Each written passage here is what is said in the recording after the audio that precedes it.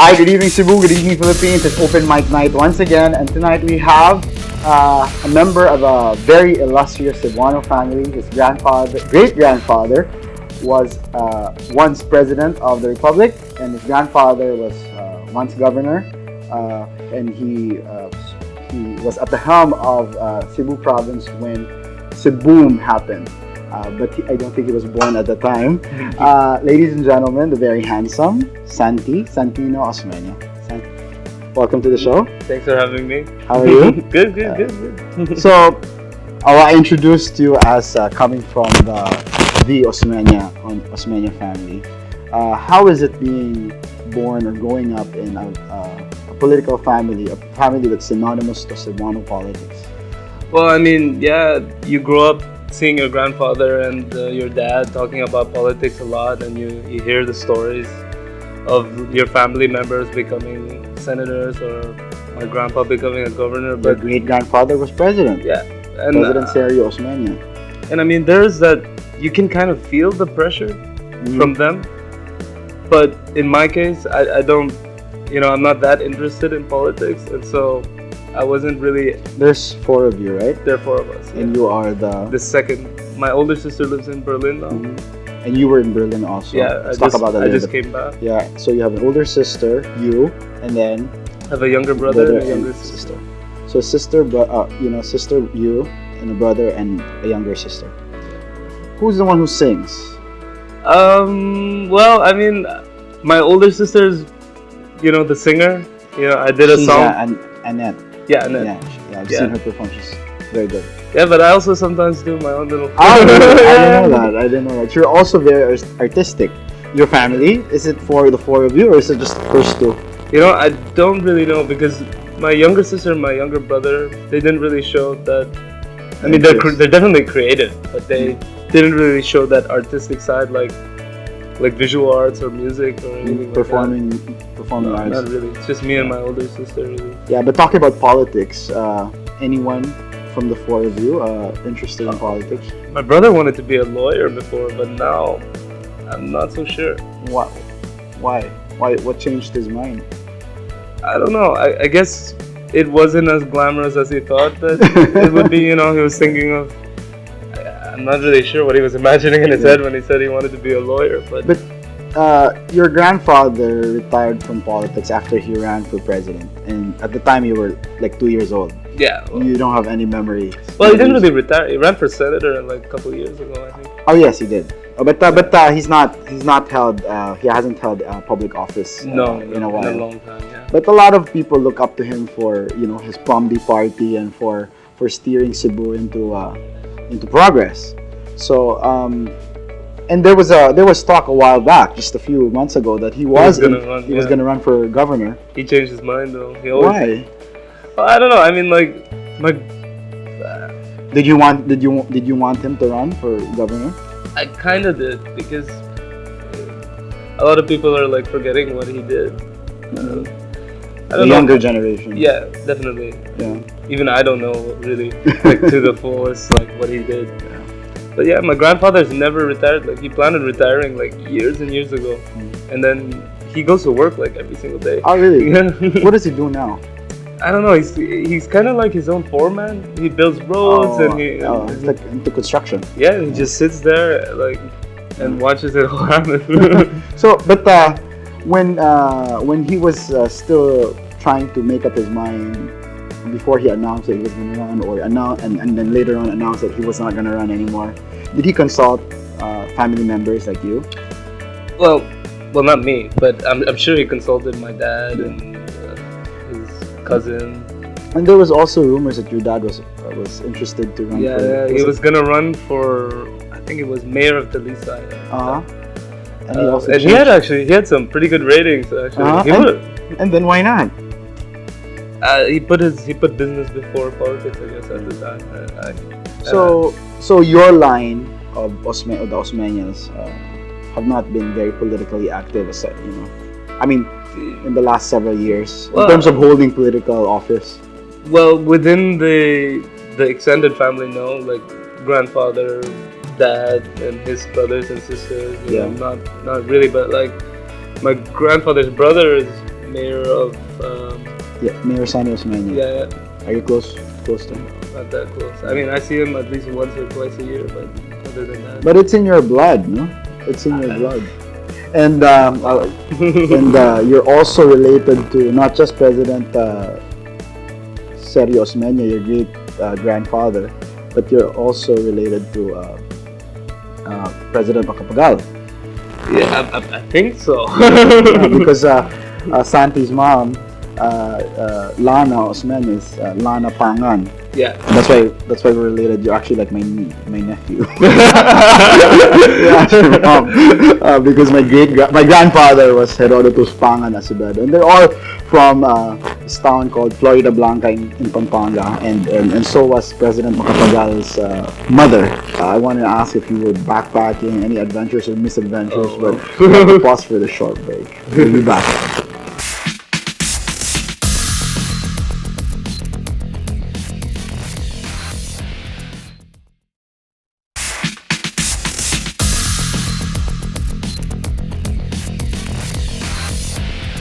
We're back here on Open Mic with Santi Osmeña. Santi. So we were talking about Berlin. So how's the Berlin Wall? Oh well, I mean, some of it is still there. A little bit of it is still there, but mostly gone. Why study in Berlin? Why in Germany? I mean, of all the countries in Europe, or there's obviously the U.S. Why Berlin? I mean, in high school I was applying to a lot of universities already. You know, I applied to the US, I applied to China, I applied to Germany, and I applied to the UK too. Yeah. And I got accepted in all the schools that I applied to, but there was just something about Berlin that I was kind of feeling. It was more of a gut choice than I remember you mentioned that the course you wanted to take up in China was film. I was I had an acceptance to the Beijing Film Academy in China. But you chose Berlin, also supposedly for film.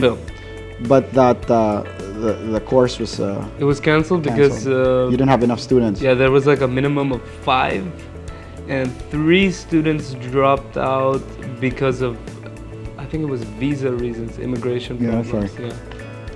So that's why you had to take up audio engineering. Yeah. So didn't you feel bad that you chose Berlin and yet the course that you really wanted to pursue was canceled? I felt very bad. In the first week that I was in Was Berlin, it too late to move to just pursue that thing in Beijing? Yeah, a little bit. I had to decline their offer. They even offered me a scholarship. I declined it. Yeah. So it was too late. It was way too late. And that first week in Berlin was kind of a nightmare. Because to get a phone, you needed to have a bank account. To get a bank account, you need a phone. To get an apartment, you need a phone and a bank account. Chicken and egg. Yeah, exactly, chicken and egg. Yeah. That's just like the work experience requirement in the Philippines. You need 5 years experience before you're entry level. The bureaucracy. And everybody wants 5 years. So how do you?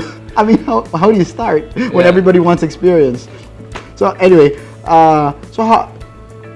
You had no choice. You took up sound engineering. Yeah. So how has it been so far? Crazy, amazing.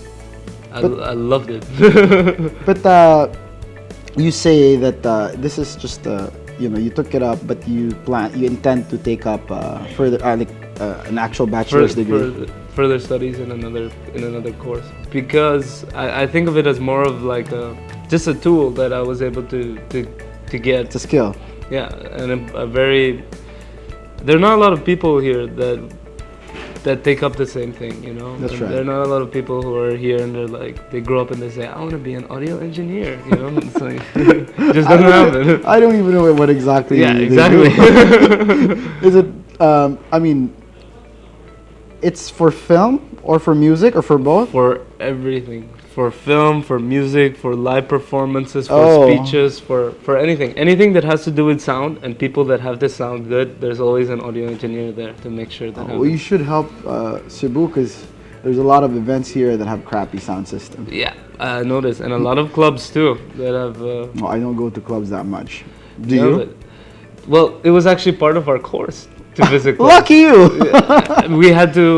We learned about sound systems, and we learned about which clubs had certain sound systems, and we would go in to analyze it. Like no How- no joke. Like, How cool! How cool is that to be studying? I mean, for that to be a requirement in school. So yeah, and everything was everything legal because everything's 18 there, so I was completely legal to do so everything. you were able to completely immerse yourself in the scene In- in Germany. in Berlin. Yeah, I mean, were you confined to Berlin, or did you make the most of your Well, time there? Berlin is so different from the rest of Germany, definitely. Yeah, How- the people are different. The way It's like a totally different I mean, country. just like the Philippines. I mean, like, well, I guess it's because we're separate islands, but Yeah. I mean, like, How different is Berlin from the rest of Germany? Berlin and Munich is like 360, almost. In what sense? Everything, fashion. So Berlin is like what? language.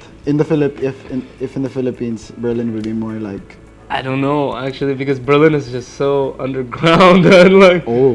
Yeah. So were you confined to Berlin, or did you ever like do backpacking across Europe? Oh throughout yeah, your yeah, stay? definitely. I went to Amsterdam. I went to that was for school actually. I went to the Czech Republic to Prague. Yeah, Prague. I was supposed to go to Transylvania last December to. A common friend of ours, he was here, Stefan. Mitrovic, the Serb guy. Yeah, I met him. Yes. Yeah. We were talking about Transylvania because he lives right across from the Danube. He's from Serbia. Serbia, yeah. So I've always wanted to go to Transylvania because A friend of mine, like, he recommended it. He was like, go to Transylvania, So- bring a backpack, and just go. Why did he recommend Transylvania? I don't know because I mean, like, he seemed like the kind of he was a. This is why I love Berlin because you meet people like. Every day he wears like these like suspenders and he carries all these like yeah, he has like these like wooden figures always with him because when he goes home he starts woodworking, but he worked at a bar that Geppetto or what? yeah, and like he worked at a bar that was owned by a friend of mine, Uh-huh. and so I How would, old is this person? he's like the same age as me. Oh. He's like, well, I think he's 21. He's older. It's a quite little. quirky, no? Yeah, so- but that's how it is there. Yeah. You know, you have people who dress up Very in interesting. Victorian clothes every day, and you have people Are who, you serious? who dress up in 70s clothes every day. You have people, And they're not even They're not- Amish. no. Nothing like. and the best part is they're not even judged by it. No one's gonna judge you for wearing whatever you want. there. Were you ever like No. what quirks did you like show to the world while you were in Berlin? Well, I mean, like, I mean, because no one's judging anyway. no one's judging, but I mean, like, there are a lot of places that require like a certain kind of style. You know, like there, like almost every club has like a dress code. Like, I mean, you have like. But you were just basically you. Yeah, well, I mean, like every now and then, you know. So you don't regret choosing No. Berlin. I mean, in No. hindsight. No, not at all.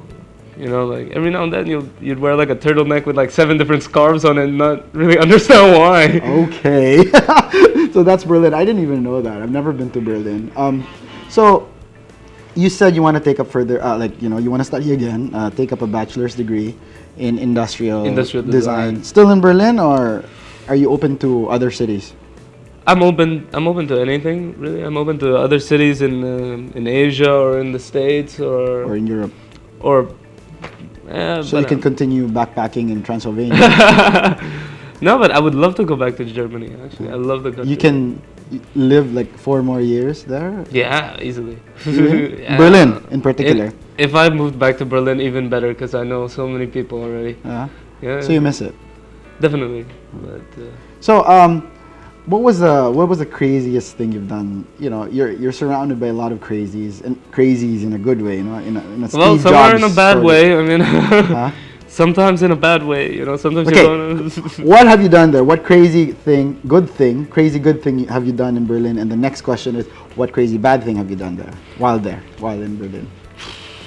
I don't know. I mean, like crazy good and bad. Is there really that much of a difference? Like, Okay, just name I a mean, there was crazy one thing. time the where we- craziest thing you've done whilst in Berlin. ooh, I can't say. I think there was one time where we tried to go exploring and we went like to the edges and like the real edge of Berlin. Okay. And well, like the people there weren't really that friendly, so it was kind of scary to kind of be there. What do you mean? You know, sometimes you'll come across people who aren't like so friendly to like people from another country, you know. Okay. And so like Can they tell where you're from? yeah, because I'm. They can tell. No matter what, if you have eyes like this, you're Asian. So like for me, for them, like I'm. Like, But they can't tell from where in particular. No. I mean, for us Asians, we can tell who's like. Okay, we can tell that he's from Japan or he's from Korea or he's from China. But for them, it's like we're all the same, apparently. So you were there, and that was the craziest thing you've ever done? No, because we went. Are you a goody two shoe? We climbed over there was like a fence that said no trespassing in German, and we climbed over it because we wanted to get on top of this hill. Mm-hmm. And So you were trespassing. we trespassed somebody's like construction site to get there. Okay. Yeah. And they weren't friendly. They were not Well, there was a village next door, and They the weren't people, armed. But the people in the village were not friendly. But there was a construction site next to the village that led to this really big, like, hill-looking thing. Mm-hmm. And so we jumped the fence of that, and I jumped it with a guitar on my back because we wanted to play guitar like on top of the hill, right? Yeah. How Sound of Music. Yeah. And then we ended up with like clothes that were like broken from all like the trees that we had to run through. But there to get weren't out. like barbed wires or anything. There were. Oh. But I put an How many were you? 3. 3. I put an umbrella on it so we could just climb over the barbed wires. How was the dating scene there? How was it like? It was okay. The girls. Would you? I mean, do you have? Because I'm sure it's a melting pot. Berlin's a melting pot. No? So you met different kinds of girls from different cities, from different cultures. Do you prefer the Germans or? Well, I mean, like I've dated Germans in the past, so I mean. Germans. So you've dated quite a few. No, but like a lot of people that I met in Berlin were actually like East Europeans. Oh. So like from Czech Republic. I had a Czech girlfriend. That's why I went. How many girlfriends have you had? No, not so much. I was only there for a year now. It's relative. I mean, So like 3. 3 in 1.5 years. That's not bad, huh? For your age, yeah, probably. No, but I mean, like it's not like it lasted very long. Is your mom Lana? Is she strict when it comes to the girlfriends? No. Not really. She doesn't. She kind of lets you. Well, obviously, I have to introduce. She's them very to cool. She's very cool. Very Woman, cool. yeah? I mean, I have to introduce her to them. You know? So you've introduced all 3. No, actually not. Do they come visit you, like your parents? In did they come Berlin, visit you my dad did. Mm-hmm. And my dad went to visit my sister a few months ago. Not my mom. Were you in the same school as your sister? No. My sister's there to work. To work. Yeah, she studied in Hong Kong. And then she's working in Berlin. Yeah. Why Berlin? I mean, what is it with you Her boyfriend guys? is German. I mean, why Berlin for the two of you? I mean, it's just. It's an amazing city. You'll know when you get there. At some point. You'll know when you get there. Let's continue the discussion you go there. after the break. We'll be back here on Open Mic.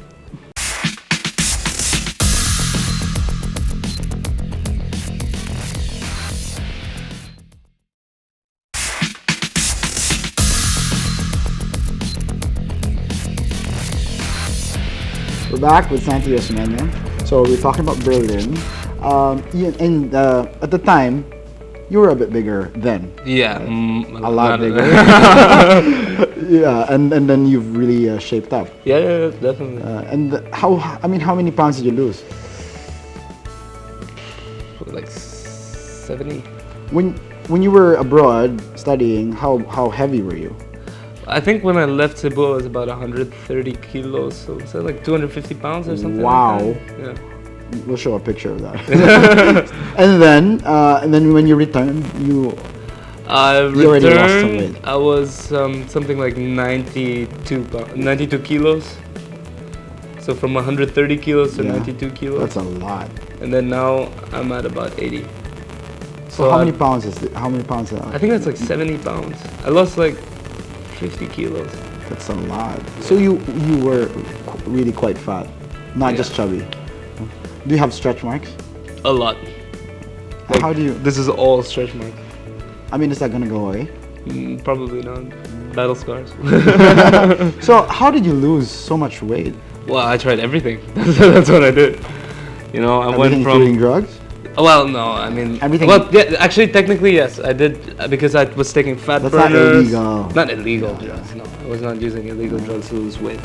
But yeah, I was taking fat burners, diuretics, different pills to help like So what people lose finally weight. worked for you? Intermittent fasting. Which is? Well, it's Because a lot of people, it's really a struggle for a lot of people to lose weight. So maybe you can. Well, now yeah. Maybe you can help them. Intermittent fasting is not really a diet, because a diet means you change your food, right? And you don't change your food with intermittent fasting. All you change is when you eat your food. Okay. So a basic intermittent fasting protocol would be something like you would eat for 8 hours. So let's say from 12 p.m. to about 8 p.m. Okay. So sorry, you eat for 8 hours, right? 12 p.m. to 8 p.m. And then you don't eat anything. You can only drink water or coffee or tea for the next 16 hours. Okay. And apparently during that time, your colon cleans itself, your blood pressure goes down, and During the 16 hours. during that 16 hours, your body burns more fat, and But my blood pressure goes up when I'm hungry because I get really temperamental. well, actually, so do I, because apparently it decreases the amount of serotonin in your body, and serotonin is responsible for inhibiting aggression. Yeah, that's right. And that's why you kind of get cranky when you don't eat for a long time. Not just kinda. I get really But cranky. I've noticed that, like, How long did you do that?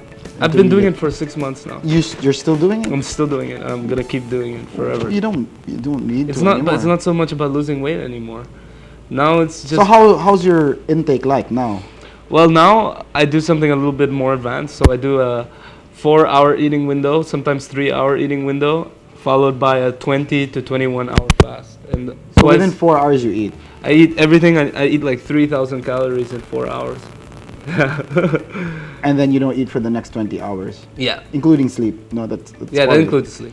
So, like today, what time did you eat? Okay, today I woke up at 10.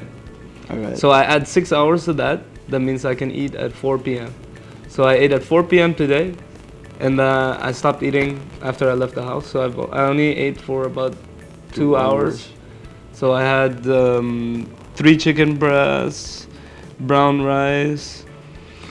I had an omelette with toast, and then I had a protein shake with like 50 grams of protein in it. Yeah.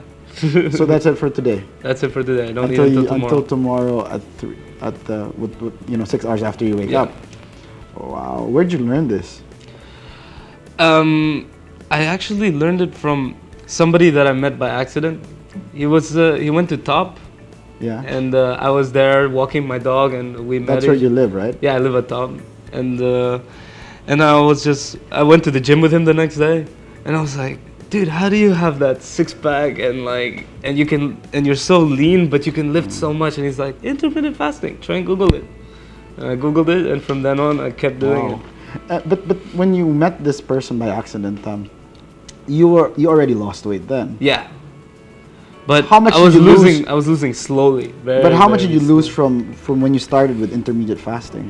How much of it can we attribute to intermediate fasting? I can say that like my weight has been yo-yoing, because there would be times when I would eat a lot and then I wouldn't eat. But apparently that's a good thing, because then you keep a maintenance phase for a little while. But I was able to lose 10 kilos in 2 months, no problem. Like with intermittent fasting. Wow. So what about dinner parties or dates? I don't drink. No, but do you eat? I go out. Don't. You don't. So if you go out on a date, it's just your girlfriend who. Oh, I mean, obviously there's special occasions where I don't fast. It's not like I'm not trying to make my life like a living nightmare. It's crazy. Like every now and then, you need to go to like Jollibee or like Oh, McDonald's really? You or crave for something. Jollibee? The chicken is not bad. McDonald's, you eat like the burger. What? Chicken nuggets. I get like 20-piece chicken nuggets Oh, and gosh, just I'm like craving for I'm and craving. like barbecue sauce and stuff. Last week I was at McDonald's and I had like a big and tasty and a bunch of nuggets, and I couldn't finish them anymore because my intake has decreased a great deal since I also started to cut back. And then I put everything, like I think 3 pieces of nuggets in the box of the burger, and I was gonna bring the nuggets home, and then I left them there, and then I was already at home. Oh my god! And I felt like crying. I really felt like crying. Me and my friend in Berlin, we did something completely crazy. We did a challenge where we ate 20 $1, like €1 burger. So like you have like the jalapeno burger, the cheeseburger, the regular burger. So we eat 20 of those and 60 chicken nuggets each In one sitting? in one sitting. That's crazy. And we timed it. I did it in 13 minutes.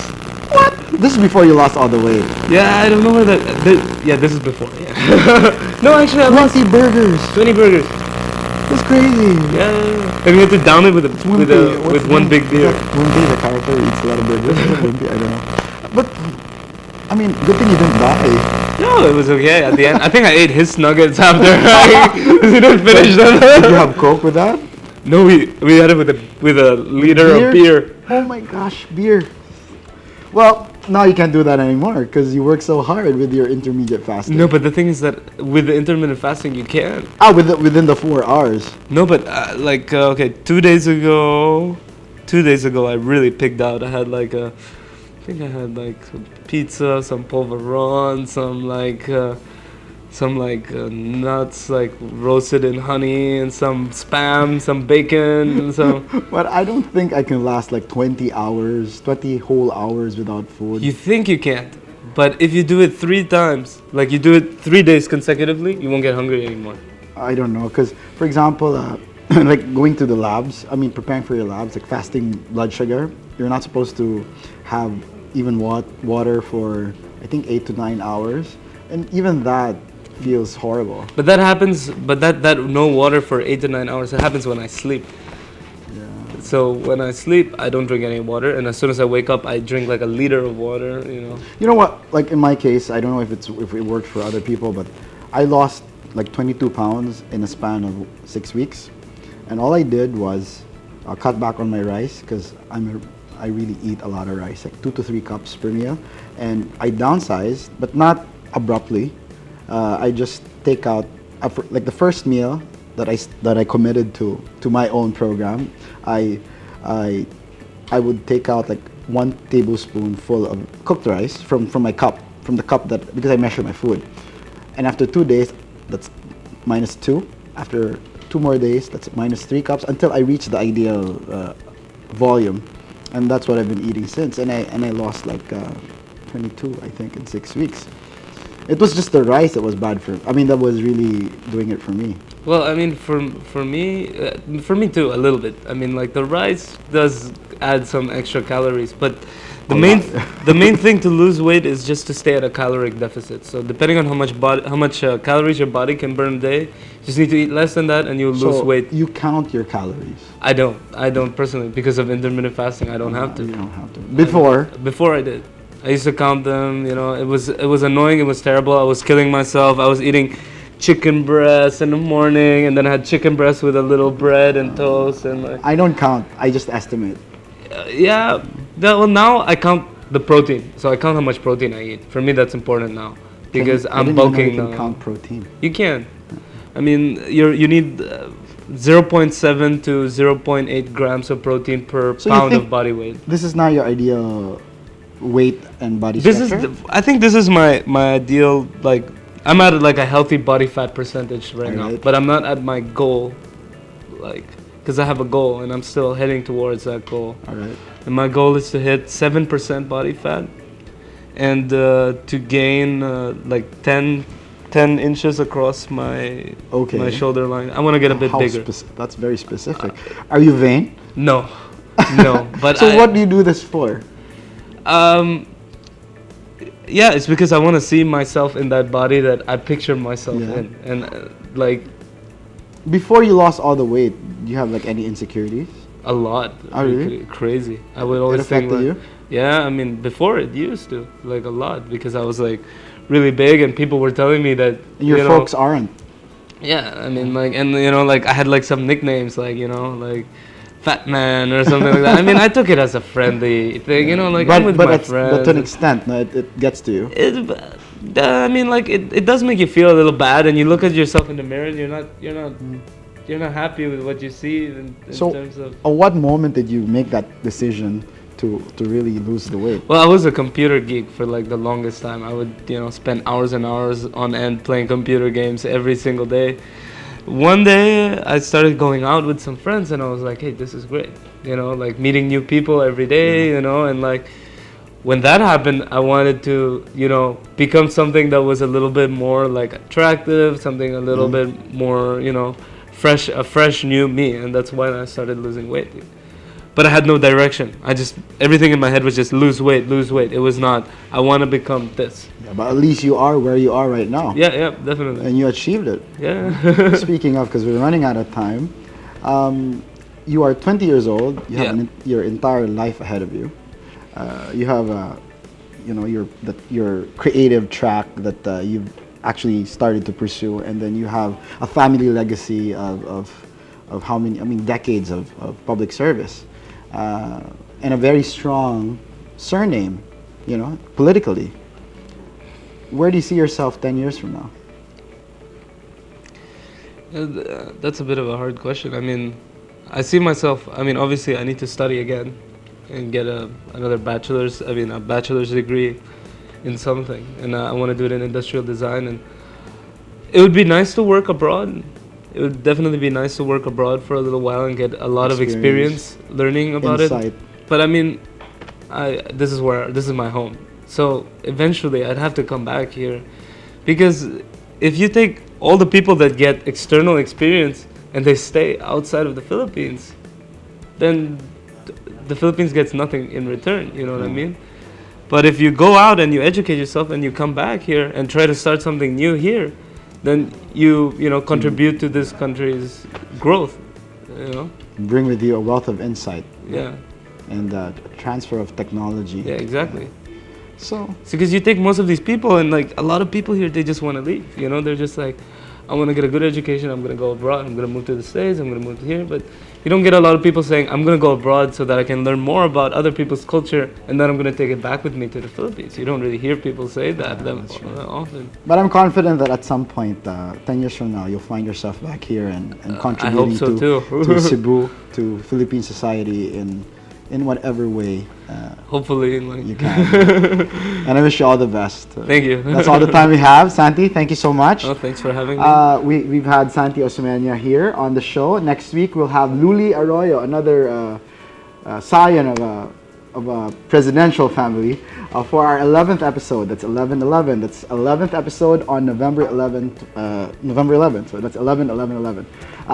Until next week, this has been Mike Lopez, and you were watching Open Mic. Good night and Godspeed.